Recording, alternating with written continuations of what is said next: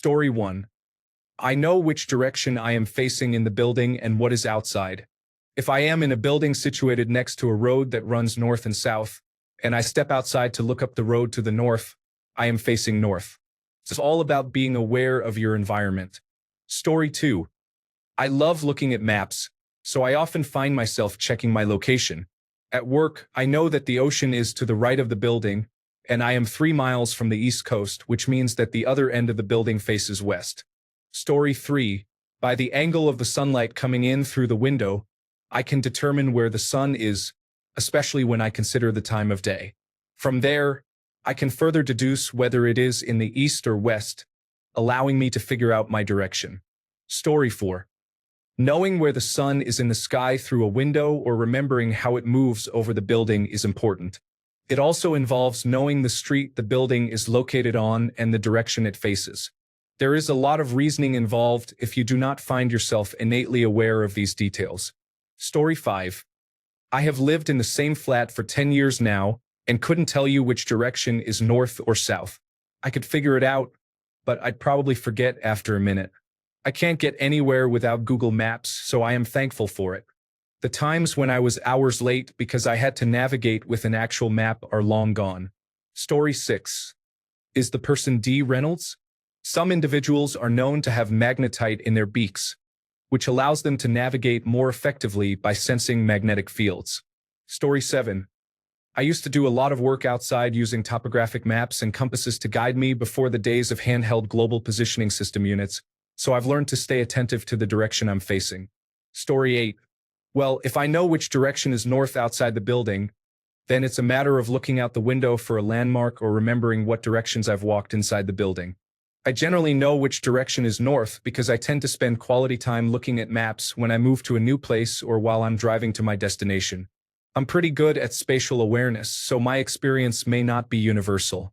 If I'm hiking through the woods in a flat area, I might not be able to answer if you asked. I don't see why this wouldn't be trainable. Story 9.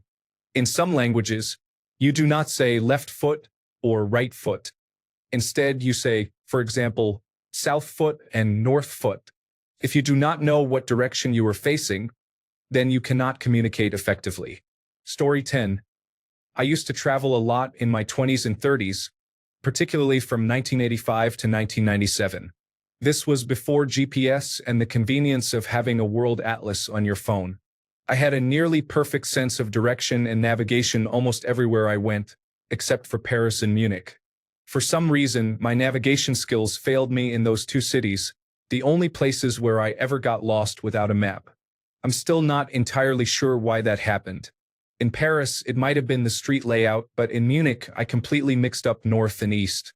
I consistently went east when I knew I needed to go north. It was very strange. Story 11. Blindfold someone and take them to a quiet room with artificial lighting. Spin them around a few times, then spin them in the reverse direction a few more times. They will not be able to determine which way is roughly north better than 1 in 4 times in the long term. Humans do not have magnetoreception. Story 12. I remember the direction the door faces when I enter a building, providing me with a reference point I can relate to inside. Story 13. When you work somewhere for a while and become familiar with the landmarks, it gets easier to navigate. I live near the ocean. The ocean is always to the west. When you look at it, your right is always north. This orientation translates easily to roads, buildings, and hikes. Additionally, it is a skill that develops through practice. You can instinctively know which direction you are facing if you think about it often enough. Story 14. I can usually tell which way is north based on the sun's position and the time of day. People with a good sense of direction rely on subconscious cues to navigate effectively. Story 15. As long as I have a reference point to start with, I always know. I think that throughout the day, my brain keeps track of each way I turn. North, east, south, and so on. However, if I come out of a subway station in downtown, I will not know which way I am facing until I check a map or GPS. Story 16. Because I know where I am in relation to the planet 90% of the time or more, I rarely need to stop and think about it to determine my position. I am always aware of which cardinal direction I am facing. Is this unusual? How else do you orient yourself to the world around you? Story 17. I just do. A lot of it, honestly, is memorizing maps and being consciously aware of your surroundings. Story 18. I love this thread. I have always been confused about why others don't know exactly where they are in relation to everything else. Sometimes, I play a game for my own amusement to pinpoint the direction of my home from wherever I am and then check if I'm correct, which I almost always am. My brain keeps track of my location. I would feel unsettled and anxious if I ever lost that awareness. Story 19. I think it starts at a young age being taught, like in Boy Scouts, to observe the things that show your direction and to always be aware so you can find your way back. It becomes a way of life without thinking about it. However, I noticed when I was in Hawaii it didn't work. I was too far south, I guess. Story 20. Spatial awareness of the building's orientation is essential. I grew up in a city with a grid structure, so knowing which streets ran north, south, east, and west made navigation easy. In more rural areas or places that do not conform to a standardized 90-degree orientation, the position of the sun and the landmarks around me help determine directions from my current location. This skill even translates to video games like DayZ. I often took on the role of navigator because not only could I read Russian, but I was also very good at entering a town and identifying the direction to run in order to reach the next point in my journey without using a compass. Story 21. Use mainly roads and geographical waypoints. I know what my city looks like and the directions the main roads and highways go.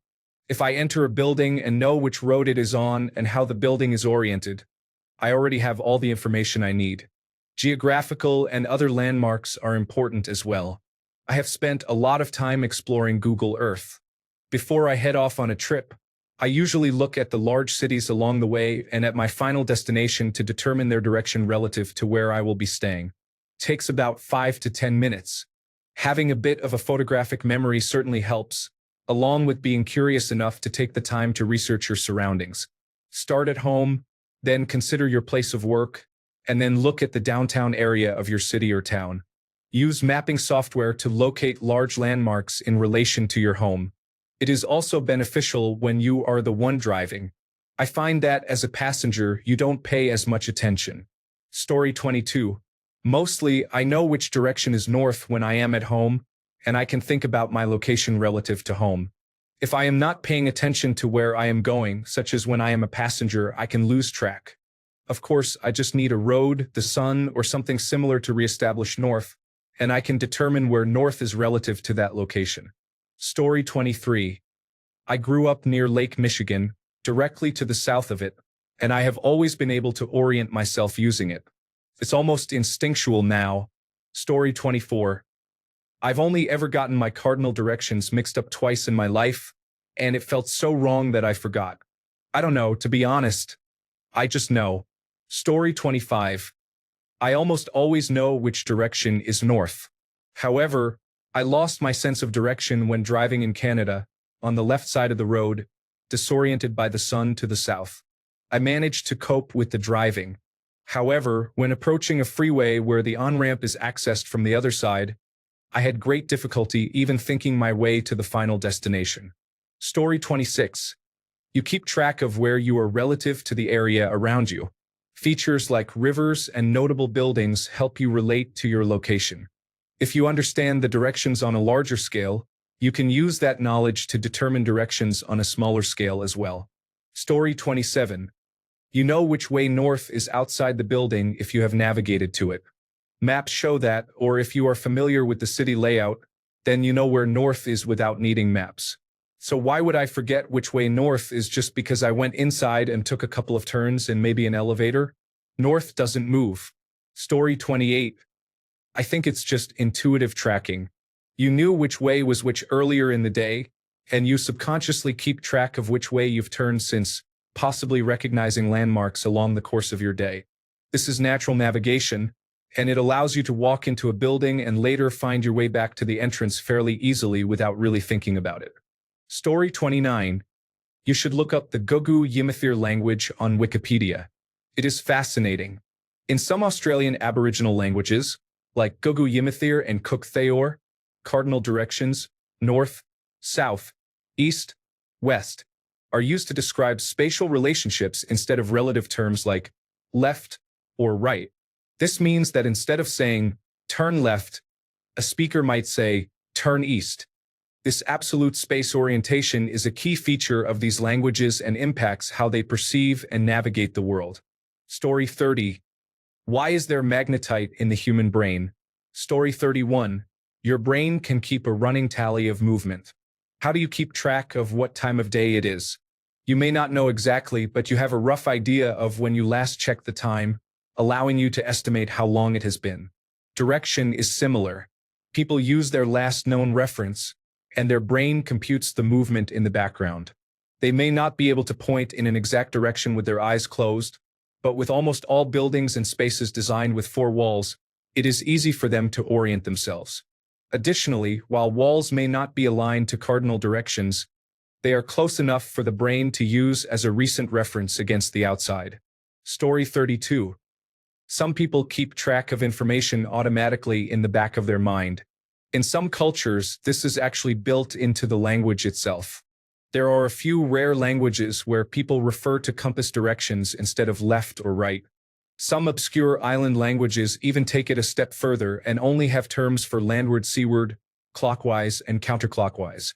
Even if you grew up speaking English, you can still maintain this perspective in your mind if you learn to conceptualize your place in the world that way early on. Story 33. Use roads and highways as reference points. Inside a building, the initial reference point is the direction of the entrance, which is then referenced to a road. This provides a quick general direction. Story 34. I generally know the directions automatically, but sometimes I get turned around, thinking east is north. It is really hard to undo my mental compass mistake and reorient. Sometimes I have to sit quietly for a minute and refocus on my surroundings, forcing the correct cardinal directions into my mental map. People who orient by landmarks are something I can never understand. Go to the big tree and turn left. What does left mean if I come from a different direction? Lots of research has been done on landmark versus cardinal direction thinking. I am too lazy to look it up. Thank you for listening. Story 35. I am very good with my bearings and always have a good idea of where north is. I could tell you what is in a general direction with a point. However, if you drop me out of the London Underground on a cloudy day, I find that incredibly disorienting. What's down the road? Who knows, it could be Narnia. I could be a 2-minute walk away from where I need to be, and I would feel useless without a phone or a nearby tube to navigate there. My sense of direction comes from being aware of my surroundings, landmarks, and the sun. If you take those away and spin me 3 times, it's not like I have a magic internal compass. Story 36. It's because I have seen the map. You can do it too, and I believe you can determine the directions just by looking out of the windows. Story 37. I know which direction is north before I enter the building, and am aware of how the building is situated on the earth. If I enter from the south end, I know that the other end of the building is north. Story 38. Knowing the time and the position of the sun can help you determine your direction within 30 degrees. You can learn this skill by using an analog wristwatch or clock and practicing the technique. When using maps to find directions to a location, I typically remember the direction of north in relation to the building. Since buildings are often rectangular, you can identify north as long as you know which way the front of the building faces. Story 39. My one weakness is that I have no sense of direction. It is easy for me to get lost. I desperately need my landmarks, and even with them, it can be uncertain sometimes. Story 40. They keep track of sound, light, internal layouts, and outside views. Essentially, they are more observant and actively monitor their position. Over time, this becomes an unconscious skill.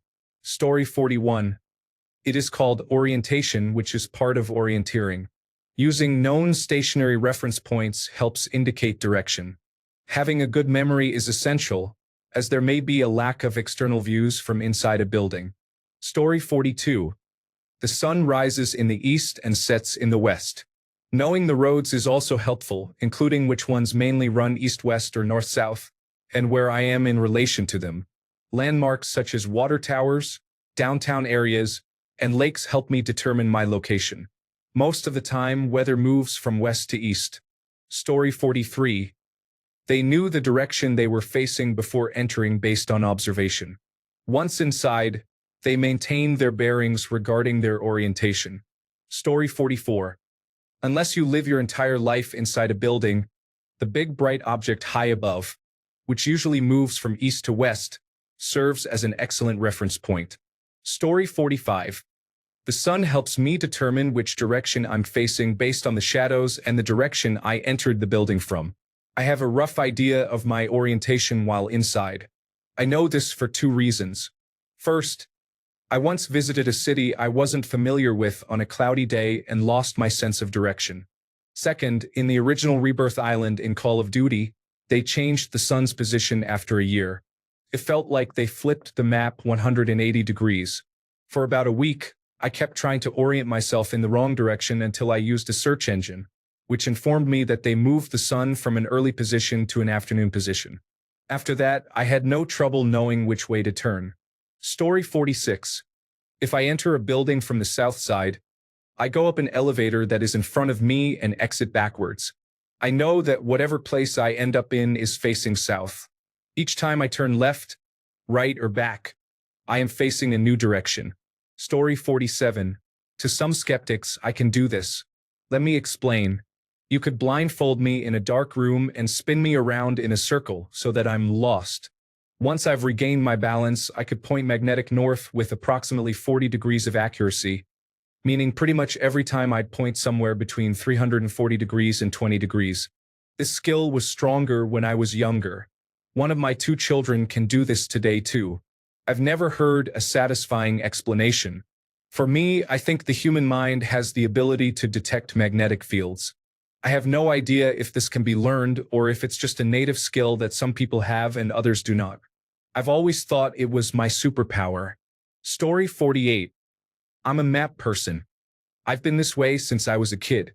Being so, I know the direction in most situations. I'm also a sailor, which adds to my knowledge since I understand basic weather patterns and wind direction.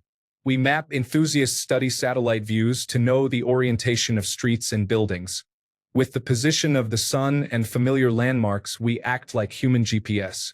We used to drive 8 hours to Vermont during ski season long before GPS or smartphones were available. My wife would marvel at the fact that I could accurately predict our arrival time within 5 minutes. Story 49.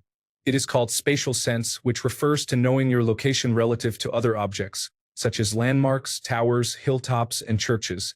It also involves understanding which direction a building is facing and how many times you turn left or right inside it. Spatial sense is a feeling and intuition, and it is usually accurate. This ability is developed in childhood through activities like climbing trees and hanging upside down from branches. At least that was my experience, and I always know which way is north. Story 50. Growing up playing video games with numerous maps and locations has been beneficial. I instinctively know the cardinal directions north, east, south, and west, without giving it much thought. Story 51. My husband has a homing device. He is a direction expert. I have entrusted him with navigation tasks so much that part of my brain has unfortunately atrophied. Story 52. The Gugu Yimithir people traditionally use only cardinal directions. Their language has no words for left and right. However, most of them abandon this practice when they move to environments with complex buildings. Story 53. Some of us have a reasonably constant sense of direction. I almost always know which direction I am facing, and I am usually very close with a wild guess at what time it is. Story 54. I have always lived in a place where you can see a mountain and use it for orientation based on the layout of the landmark. When I visit places like New York City, I become completely disoriented. Story 55. Usually well-ingrained landmarks. My husband grew up in a river town located to the south. He always knew the direction of the river. I didn't understand this feature. Story 56. North doesn't change when you walk into a building. Are you walking around not knowing which direction is north? How do you find your way home? Do you navigate entirely by landmarks like a bird? This entire concept is mind-blowing because I have just realized that the way I perceive directions is completely different from most people.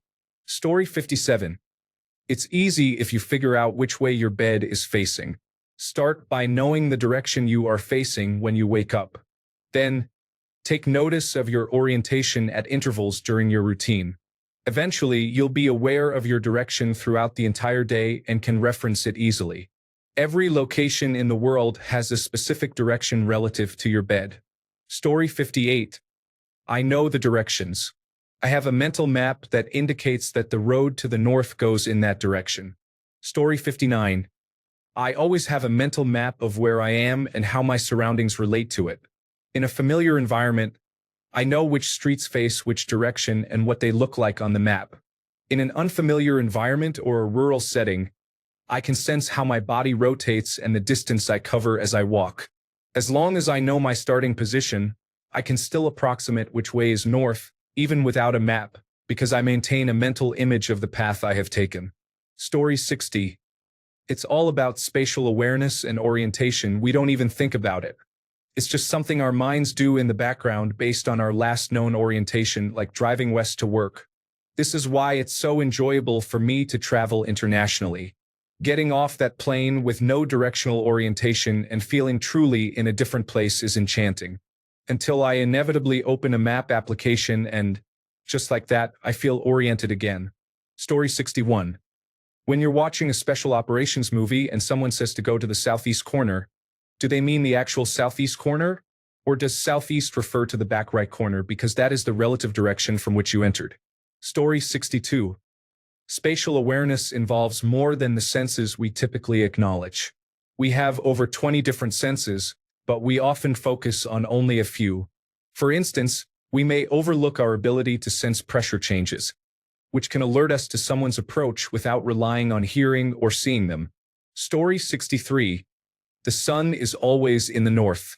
Inside a building, knowing the direction requires awareness of each turn from when you entered or when you last looked out a window. This takes some learning. There are techniques in architecture and interior design, such as colors and shapes, that suggest orientation. Also, it is advisable to avoid narrow corridors with many turns unless disorientation is a deliberate purpose, as illustrated in the Severance television series. I once worked in a circular tower building. It was both marvelous and disconcerting. Thanks a bunch for sticking around till the end of the video. Remember to subscribe, and until next time, stay awesome and goodbye.